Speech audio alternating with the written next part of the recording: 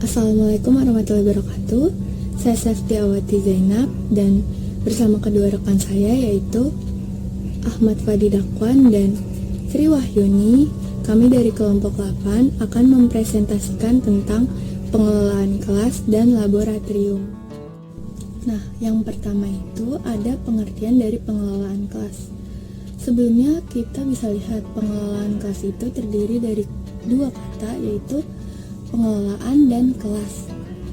Jadi pengelolaan kelas itu mempunyai pengertian bagaimana sih cara guru mengkondisikan atau menciptakan suasana kelas dalam proses belajar mengajar agar siswa belajar dengan optimal dan baik, sehingga jika terjadi masalah atau gangguan dalam proses belajar mengajar, guru dapat mengembalikan suasana tersebut seperti semula.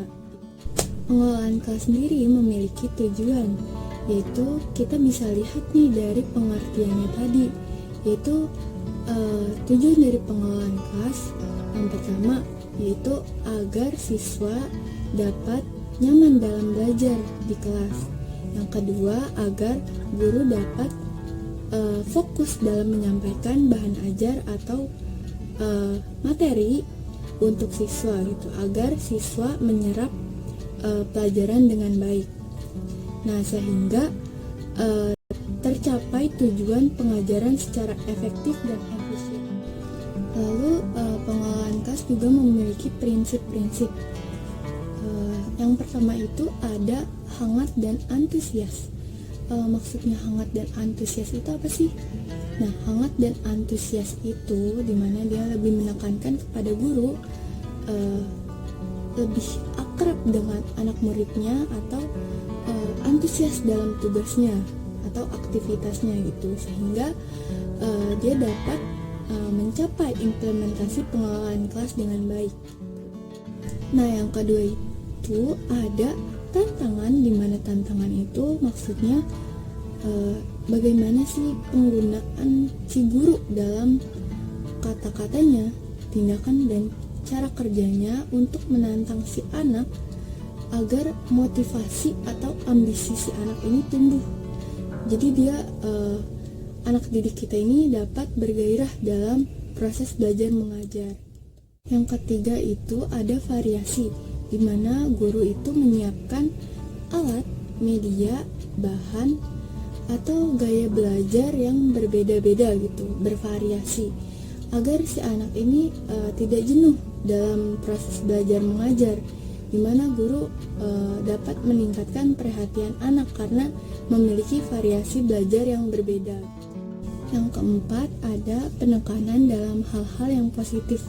Maksudnya itu di mana guru ini lebih menekankan pada sifat tingkah laku anak didik gitu, daripada mengomentari tingkah laku yang negatif. Contohnya itu seperti kita mendukung siswa atau memberi pujian atau motivasi kepada siswa, seperti cukup dengan kata-kata wah kamu hebat ya dalam hal ini, atau wah kamu jago ya dalam hal tersebut gitu, sehingga menekankan hal yang positif dalam diri siswa. Yang kelima itu ada penanaman disiplin diri, di mana penanaman disiplin diri ini lebih berpusat pada si guru gitu, dimana bukan berpusat ya, maksudnya menekankan pada guru sendiri itu, bahwa guru itu harus disiplin, menjadi teladan bagi anak muridnya gitu. Jika anak muridnya ingin disiplin, maka kita harus lihat juga kita sebagai guru itu disiplin atau tidak. Lalu selanjutnya ada klasifikasi administrasi kelas. Yang pertama itu ada administrasi pajangan atau dinding, di mana administrasi pajangan itu ada papan absensi, terus juga tata tertib sekolah, daftar pelajaran, daftar piket siswa, selengkapnya bisa dilihat di sini. Lalu yang kedua itu ada administrasi di atas meja guru, yaitu ada program remedial, RPP, silabus, terus juga program tahunan. Nah, selengkapnya bisa kalian lihat di sini.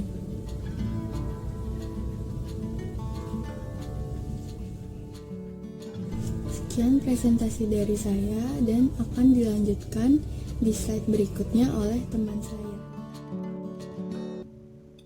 Saya Sri Wahyuni di sini akan membahas mengenai hal-hal yang perlu diperhatikan di dalam kelas. Yang pertama, pengaturan tempat duduk. Tempat duduk ini sangat mempengaruhi siswa dalam belajar. Oleh karena itu, ukuran tempat duduk harus sesuai dengan ukuran siswa pada umumnya. Dengan ukurannya yang sesuai dapat mempermudah bagi guru dan siswa untuk mengubah formasi tempat duduk. Seperti ketika saat guru melakukan metode pembelajaran diskusi, maka formasi tempat duduk dapat diubah dengan menggunakan formasi melingkar, ataupun pada saat metode ceramah bisa menggunakan dengan deretan memanjang ke belakang. Yang kedua yaitu ada pengaturan alat-alat pembelajaran, meliputi perpustakaan kelas. Mungkin sekolah yang sudah maju, masing-masing kelas sudah memiliki perpustakaan sendiri. Oleh karena itu, guru dan siswa harus bekerja sama dalam merapikan dan membersihkan perpustakaan kelas tersebut supaya terlihat rapi, bersih, dan nyaman. Kemudian yang selanjutnya alat-alat peraga ataupun media pembelajaran. Alat-alat peraga ataupun media pembelajaran ini seharusnya disimpan di kelas supaya guru tidak usah bolak-balik ke kantor ataupun ke ruang guru untuk mengambil media pembelajaran tersebut, sehingga pembelajaran pun akan berjalan dengan efektif. Yang selanjutnya yaitu ada papan tulis, kapur atau spidol, dan lain-lain. Itu harus disesuaikan dengan ukuran, letak ataupun posisinya, kemudian dengan warnanya juga harus disesuaikan. Yang selanjutnya ada papan presentasi. Papan presentasi ini memang seharusnya diletakkan di depan kelas supaya semua siswa dapat melihat papan presentasi tersebut ketika saat guru menggunakan media pembelajaran terkait video ataupun yang lainnya.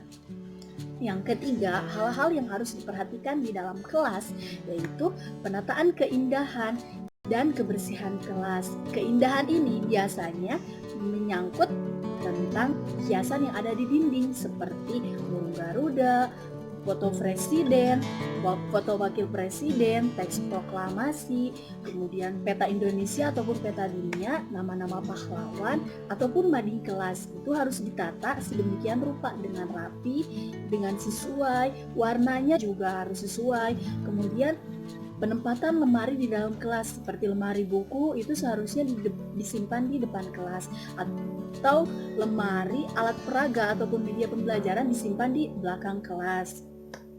Kemudian terkait kebersihan kelas juga, siswa harus secara bergantian membersihkan kelas sesuai dengan jadwal piket yang telah ditentukan oleh guru. Kemudian hal-hal yang perlu diperhatikan di dalam kelas yang terakhir yaitu ventilasi udara dan tata cahaya kelas. Ventilasi udara harus disesuaikan juga, tidak terlalu lebar dan tidak terlalu kecil. Kemudian tata cahaya juga harus sesuai supaya cahaya tidak terlalu banyak yang masuk ke dalam kelas, dan posisi kelas juga dalam pembelajaran tidak membelakangi cahaya ataupun tidak bertolak belakang arahnya dengan cahaya, sehingga pembelajaran pun dapat aman.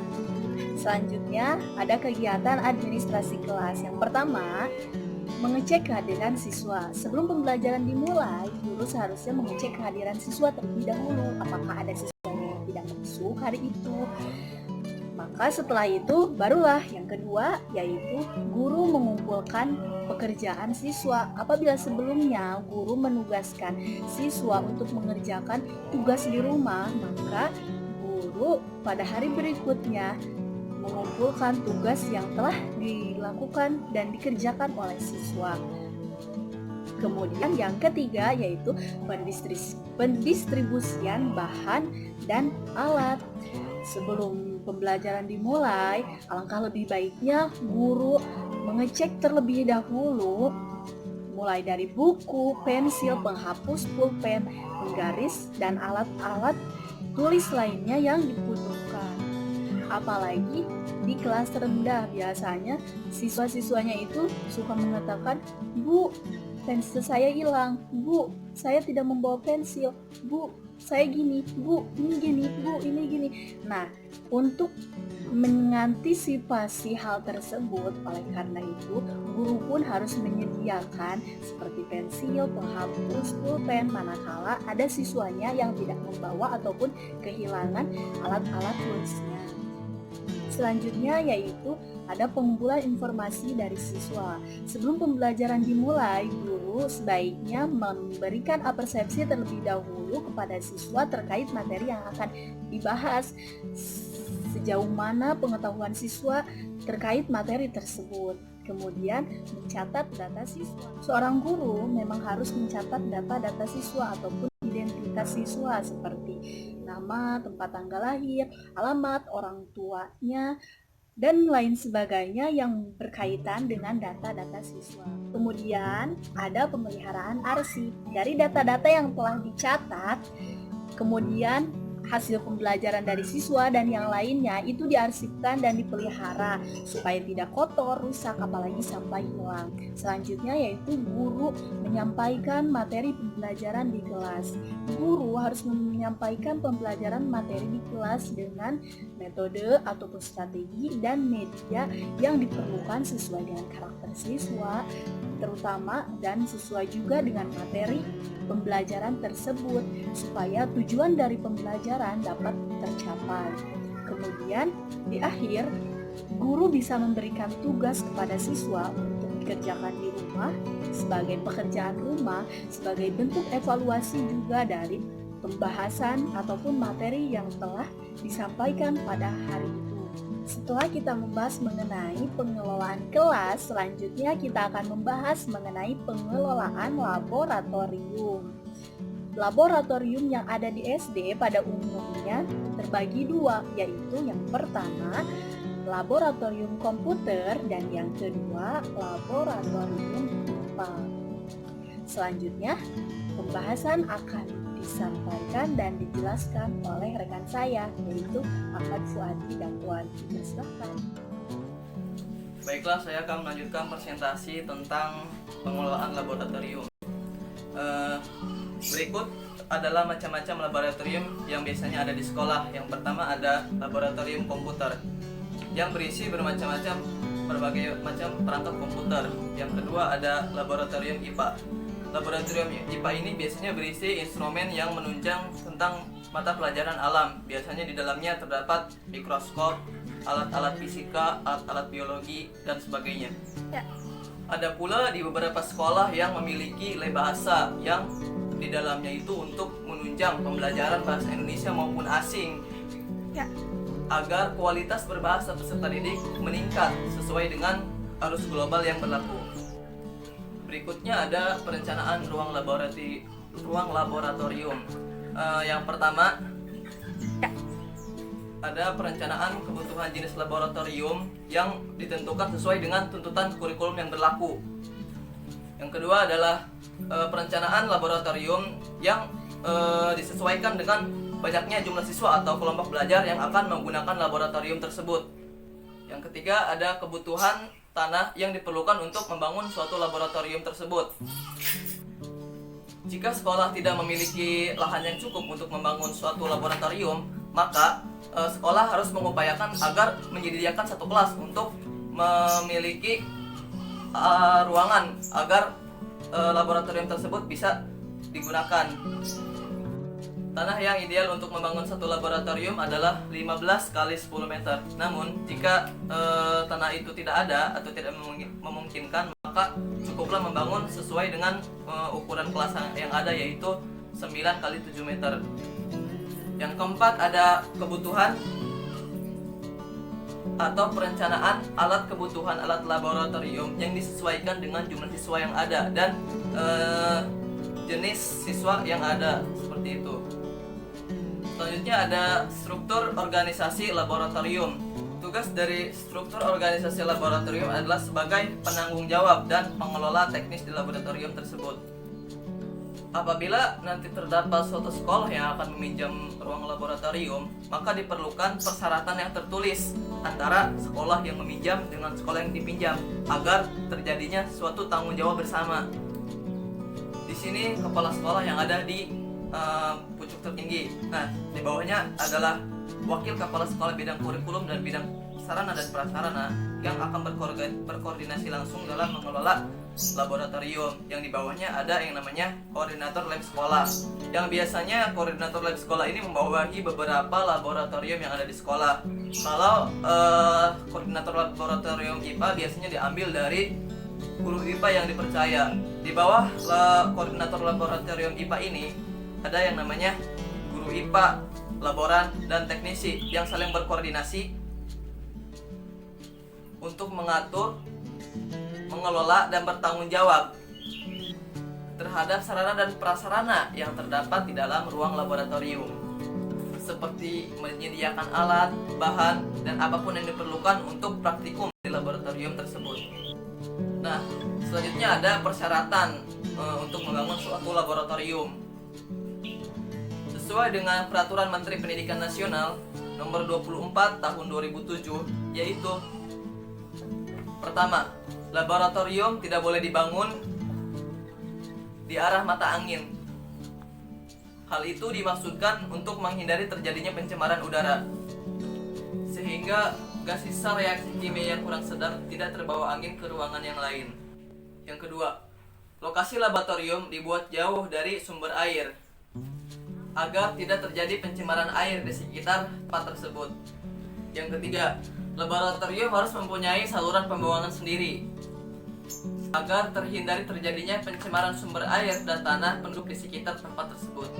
Yang keempat, lokasi laboratorium harus terpisah jauh dari bangunan lain supaya dapat memberikan sirkulasi udara dan penerangan cahaya yang memadai.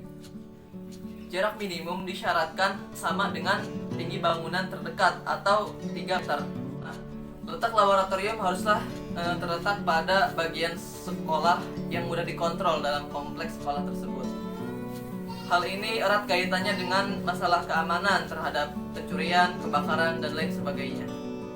Mungkin hanya itu yang bisa kelompok kami sampaikan, kurang lebihnya kami mohon maaf.